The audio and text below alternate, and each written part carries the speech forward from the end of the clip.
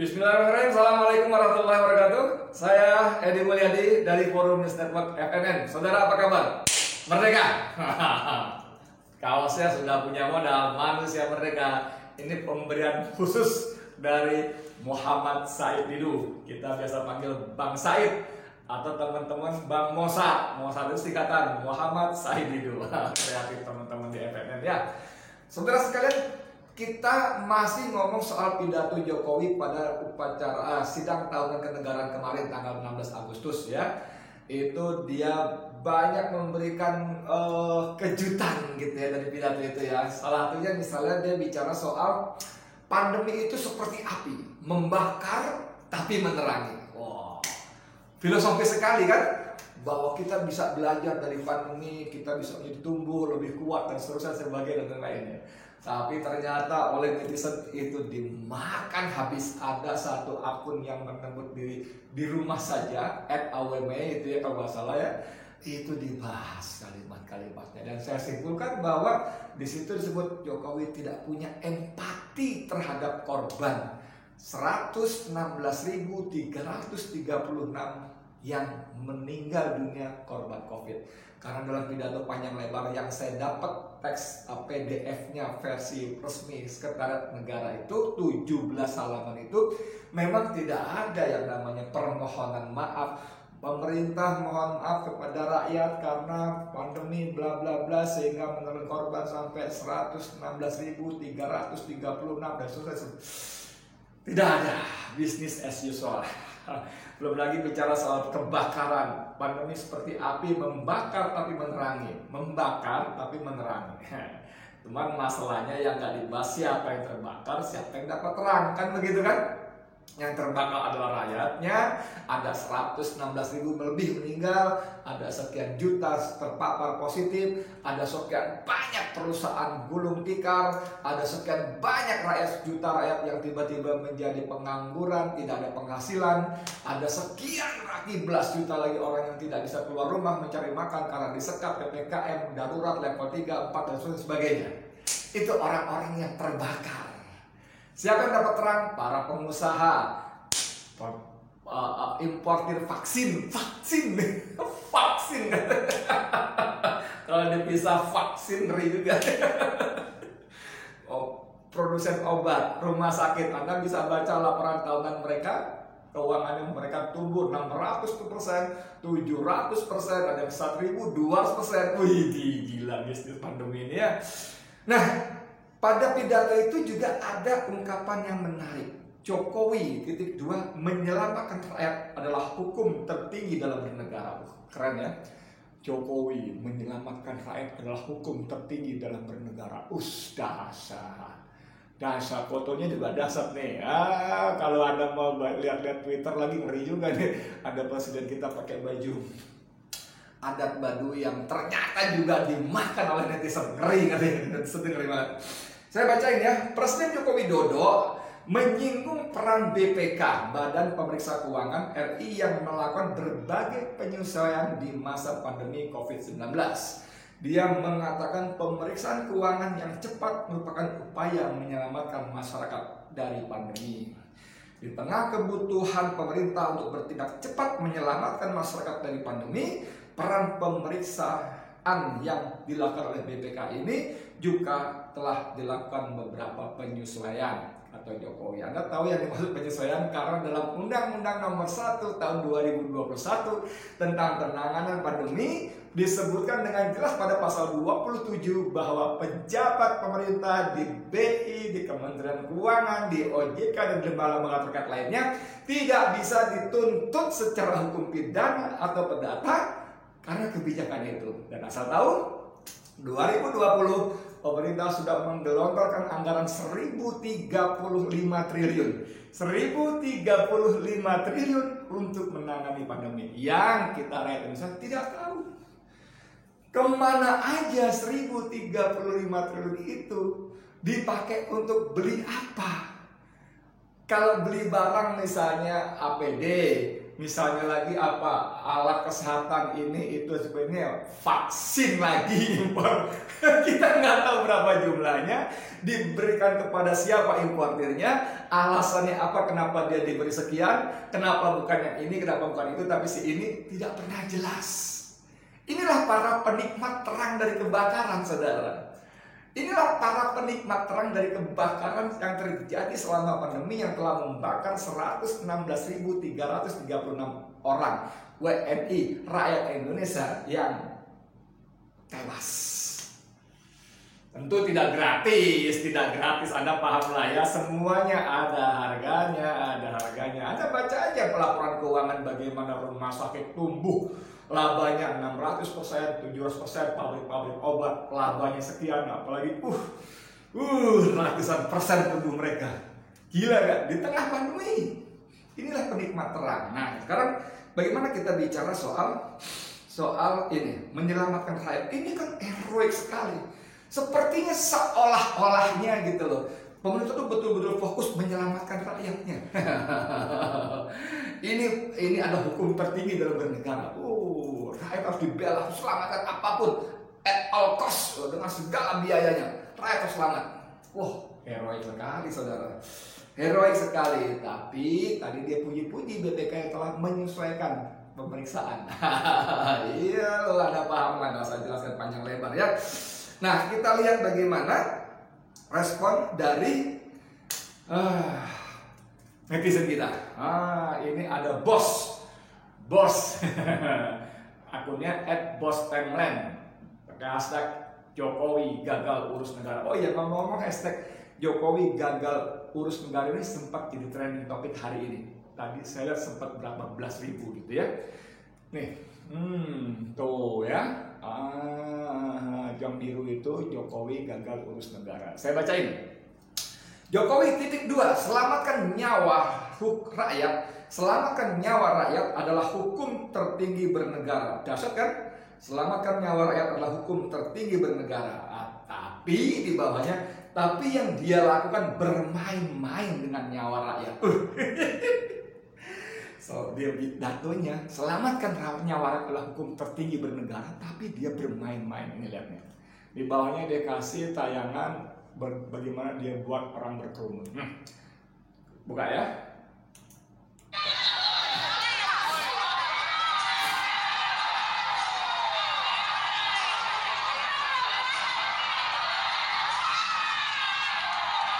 Lihat manusia begitu banyak berkerumun.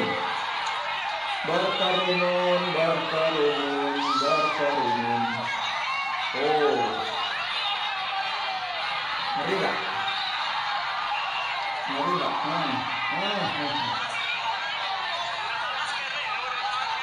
Selalu sampai habis aja ya.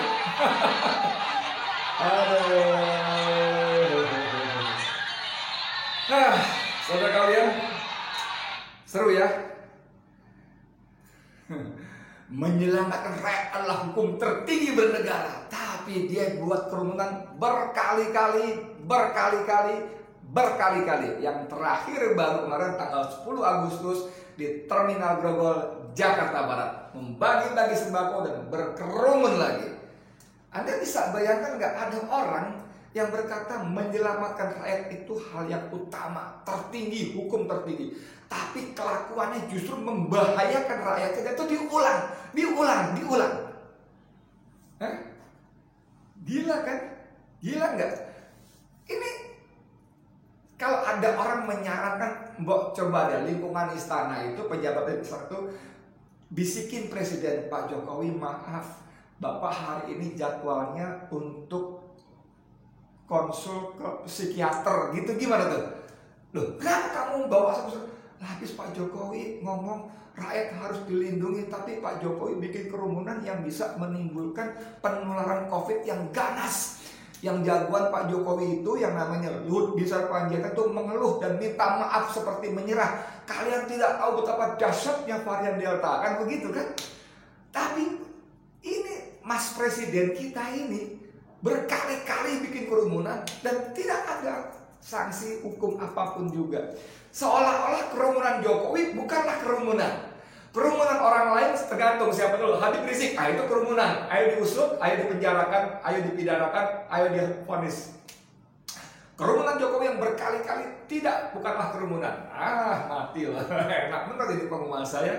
Nah, kita sekarang lihat saudara bagaimana respon dari netizen kita ya. Ini kata Hanif Yahya Syari. Hanif Yahya Syari ya membalas post timeline. Berkali-kali saya bilang, pahamilah ucapannya dan anak-anak buahnya. Dari kebalikannya pasti akan ngerti. Pahami ucapan dari kebalikan. Anda lihat kebalikannya itu diketik dengan huruf besar semua. Berkali-kali saya bilang, pahamilah ucapannya, anak-anak buahnya, dan anak-anak buahnya. Pahami dari kebalikannya. Jadi kalau Jokowi mengatakan bahwa keselamatan adalah hukum tertinggi bernegara, pahami sebaliknya. Pahami kata si Hanif Yahya Syari ini. Ya Allah, ini saya nggak tahu apa hubungannya ya si Besame Mucho. Ini judul lagu ya, Besame Mucho gitu kan. Ini aduh, kenapa dia pasang foto ini ya, saya nggak ngerti juga nih. Aduh, ini nakal banget sini.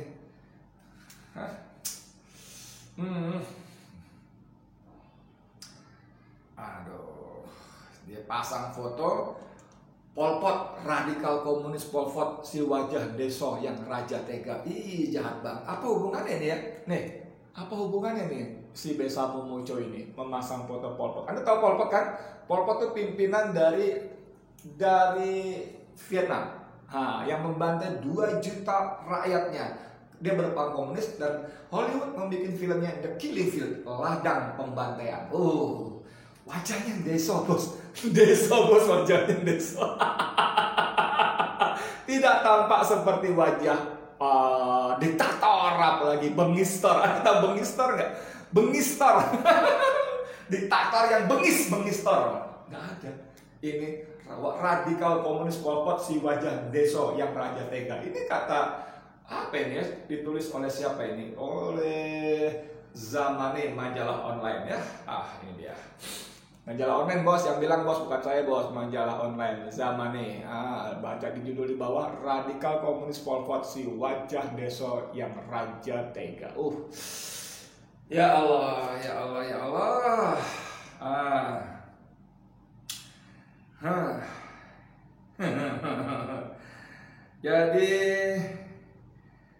Jadi kalau ada ucapan bahwa menyelamatkan rakyat adalah hukum tertinggi bernegara, semestinya memang ditunjukkan dengan upaya yang selaras menyelamatkan rakyat, menggelontorkan anggaran habis-habisan lah, katakan begitu, untuk menangani, membantu rakyat. Ya, bukan tiba-tiba seperti kemarin tiba-tiba harga tes PCR diturunkan dari 900.000 menjadi 450.000 sampai 550.000. Kenapa? Karena ternyata India tes PCR-nya cuma Rp96.000, di kita Rp900.000. Dan kalimatnya pun, saya sudah minta Menteri Kesehatan untuk menurunkan. Loh, Presiden kepada Menteri kok minta? Presiden kepada Menteri instruksi, perintah. Saya perintahkan kepada Menteri Kesehatan. Begitu dong kalimatnya dong. Kan Presiden, ya, pemimpin tertinggi eksekutif. Menteri kan pembantu Presiden. Jangan diminta, diperintahkan. Presiden kok minta-minta, kan gitu ya. Dan itu 450.000. Mestinya kalau di India 96.000, ya kita mungkin bisa turun sampai 150.000, maksimal 200.000. Harusnya, bahkan harusnya lagi bisa free. Kenapa? Karena ada 1.035 triliun anggaran negara, uang rakyat, utang dan sebagainya tadi yang digunakan untuk menangani pandemi. 1.035 triliun ini kok masih bayar juga, dan mahalnya amit-amit. Jadi ketidaksesuaian omongan dengan perbuatan, bahkan bukan tidak sesuai, tapi bertolak belakangnya perbuatan dengan ucapan ini. Saya semakin paham dan memahami kenapa anak-anak BUI memberikan gelar kepadanya sebagai the king of lip service. Kemarin si Nico Siahaan, itu aktivis molekul Pancasila, bahkan memberi gelar juara umum sebagai orang yang lari dari tanggung jawab pandemi. Juara umum tanggal 16 kemarin. Si Nico, apa kabar Nico? Saya belum baca lagi kabar Anda hari ini. Mudah-mudahan nggak apa-apa ya. Ya Allah, ya Allah, ya Allah. Jadi saran saya begini deh ya. Sebagai rakyat kan saya boleh dong ngasih saran kepada presiden saya, presiden kita Joko Widodo. Kan dulu kampanyenya Jokowi adalah kita kan. Aduh, sudahlah, jangan bermain-main pencitraan, jangan bermain-main dengan rangkaian kata-kata yang mohon maaf ya bullshit gitu ya, yang nggak ada buktinya. Ini orang Islam, di orang Islam itu Al-Quran itu pedoman utama, pedoman hidup ya. Di surat As-Sadd ayat yang kedua kalau nggak salah, itu ngeri loh. Ada ayat ya ayyuhalladzina amanu lima taquluna ma la taf'alun. Ya kan? Wahai orang-orang beriman, mengapa kamu mengatakan apa yang tidak kamu kerjakan? Ayat 3-nya kabura maqtan indallahi an taqulu ma la taf'alun. Sangat besar kebencian di sisi Allah bagi orang-orang yang mengatakan apa-apa yang tidak dia lakukan. Saya kutip ayat ini karena setahu saya Mas Jokowi, presiden kita itu orang Islam. Jadi wajar dong kalau saya ingatkan dengan ayat-ayat Quran yang menjadi pedoman hidup orang Islam, termasuk dan seharusnya khususnya Presiden Joko Widodo. Jadi jangan kita mengatakan apa yang tidak kita lakukan. Apalagi ini kita mengatakan sesuatu yang kelakuannya justru bertabrakan. Mengatakan sesuatu yang tidak dilakukan saja tidak boleh. Jangan mencuri, misalnya gitu ya. Kita harus berbuat baik, tapi saya nggak berbuat baik. Itu salah besar. Apalagi jangan mencuri, tapi orang ini mencuri. Waduh, itu bertabrakan banget. Ya mudah-mudahan ya ayat Quran ini ya dari mulut saya yang ya masih bau comberan, ngeri juga ya, banyak bercanda. Mudah-mudahan Allah kasih hidayah buat presiden kita, berhenti untuk tidak sesuai antara ucapan dan perkataan. Jangan sampai Allah marah, kaburo, maktan, kaburo, kemarahan yang besar, yang kabir. Ngeri nggak? Sungguh besar kemarahan di sisi Allah bagi orang-orang yang mengatakan apa-apa yang tidak dia lakukan. Ya Mas ya, wis to, ojo gawe dosa akeh-akeh. Betul gak sih? Maksudnya jangan bikin dosa terus-terusan lah, begitu maksudnya gitu ya. Jangan bikin dosa terus-terusan. Kasih tahu anak buah, kasih tahu diri sendiri. Sesuaikan antara ucapan dengan perbuatan. Itu aja. Kalau menyatakan dalam pidato menyelamatkan rakyat adalah hukum tertinggi bernegara, itu ikuti deh. Wujudkan dalam perbuatan, dalam peraturan, dalam perundangan, dalam kebijakan dan seterusnya sebagainya, dalam perpres, dalam kepres, apapun lah. Ya, itu aja ya. Saya Di Mulyadi untuk FNN. Assalamualaikum warahmatullahi wabarakatuh.